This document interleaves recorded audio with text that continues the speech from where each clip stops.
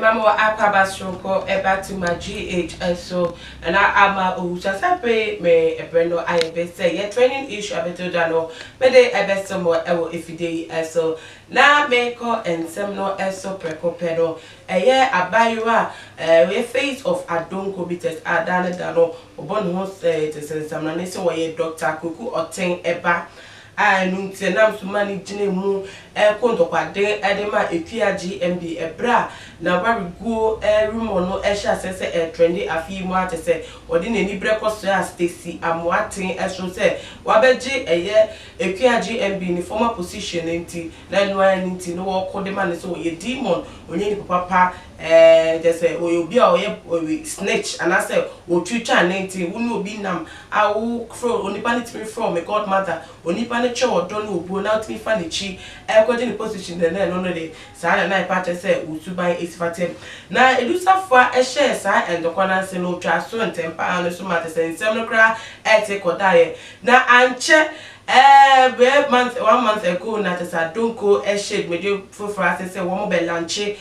adonko next level na honum na nsem no so command hu mi su bi mate say according to edusafo ano Stacy Amoateng ahye da bonti po say why yan da na so waka no asem mate say asem na hye nti obedina so ama bia pa owo adonko bitters company ni mu no obema na bono na tese no ehun nsem so sorry edusafo na so tesensem de wake bi pa de etia Stacy Amoateng na ni niemu no waka na Stacy Amoateng be tro bi ti say shade ato ne ono no post so ase de waka na me asem batam ya asem ne nkranche sem na waka no reply ya no de reply edusafo na ni niemu na sto na oba abayo na esini pupi say ono de obeye bia ma mansan ehun Stacy Amoateng na say the suba e woni mu a wode nyamesom any restoration program na katere ni mates obi ehun say obi ehun no say papa obi a jese na me asema ahye ne ma wo ye papa nko a na obi ehun ne to na no na wadwumadwe no wokoso a wodi atese na say tem cramp bia ba wo hwegu beye Stacy Amoateng ne busuafo ne maso no ne nyasem ketwa na ne nie hunu na still na Stacy Amoateng me yi ano me kan o me body di but ono edusa fa ne de onya akukudo e di bro Stacy Amoateng di play na just obi ehun say shades are all true no directed to Stacy Amoateng but ono Stacy Amoateng ne de na no de da no nkrahye sem any ediemu so no nyame asem na we enenam so mata say report bi sha say di ehim social media so na report no say edusafo ano Stacy Amoateng na koye case etiamo wo police station ama CID form abechin den na mata say wa dem 48 hours na insem no training no just akwetire pa trend obi ada na to bi a work bi say Stacy akwache no say na wache baseball so no mas baseball so ekopiem police station so eno dia ye edusafo aninti ye call page so say ye kohwe say dia na koso anyi bia say le press ya che no na ya che ni mpa wa posti wo ho de nam so ema no ye che no so ana ampa ye call edusafo ani Instagram page so no so what the 3 posts and one of them 2 I no know what the mu say and some ya tete e won from me say ya che no na tese what the police cells for 48 hours and so onyo bi pro no aka na sama no no wetimi afiwa be fi onya be no enye no kra baku say na ebie mu kra po na bi kra chiro ye say ya arrange no before court at the nsem no emoye dia court na ene yeko akotie ne nsem ne na no yie ewo nya no ye ntwambo na no kra na they see and say CID officers for invite no say omra office esa ye reporter ya be ye etiano na no enenam so no ade ne pe enye say ye beche no na say obi ba ni fie ni office na dwuma mu beche de say den de wo messing code abi ono ase wo ye Ghana ni abaiwa a obu mra a onim Ghana mra what in the right ase on 92 car free fie any ko CID office ekotara se church ni nsem abi say de ntia ye friend wo no okotie so chire no so na afa onim ewo asem no emu na ne say ya beche no efi eye fie se na speculations no esifate na nunti ebusa formote ya enchiremu ewo mu kakra edo no say edusafo ase a police farm meche no wonti fie ene bi hankot begu ninsa CID for and invite no and nam so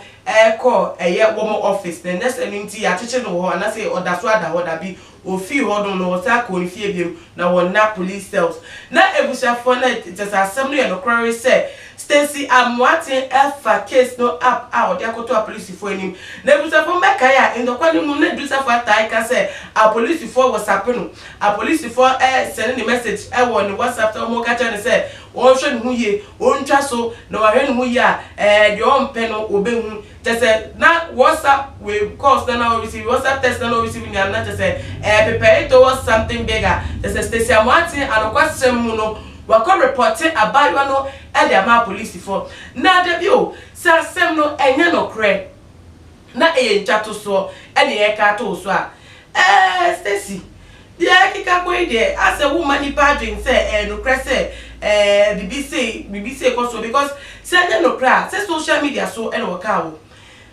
one year no so no one when na no one trade the direction but one chim say or no na but na wo shame cry e dey kan sem e dey to wo page so so the nyam no say na asem no e kan say na asem no e ha no one trade social media for na so one channel the fans cry say ha no the one work as say asem no cap we yin ni ma say na ha na pa ma wo dey hu case na nti anya no cry for no year beto abonti say allegations no one level against you no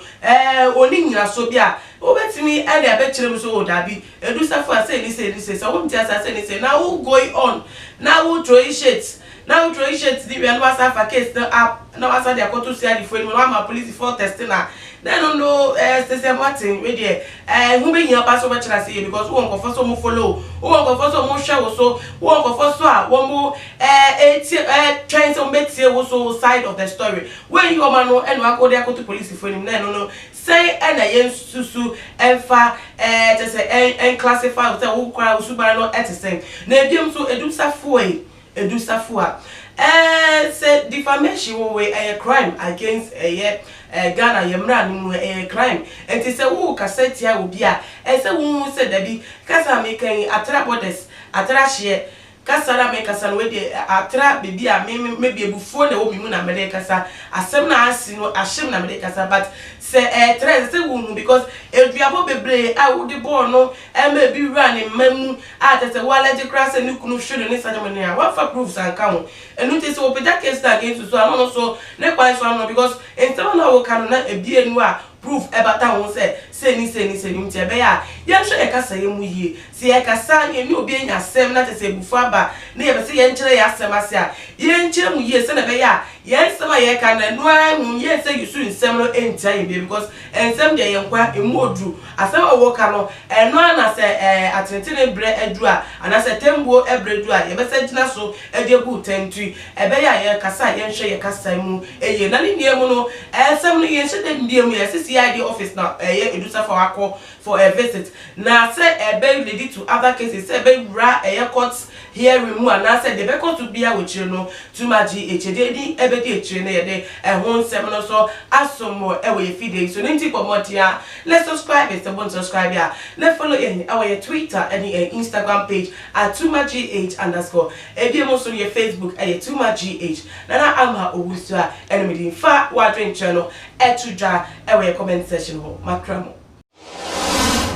Too much GH. We did that say Japan. A break and best TV. Me share too much GH.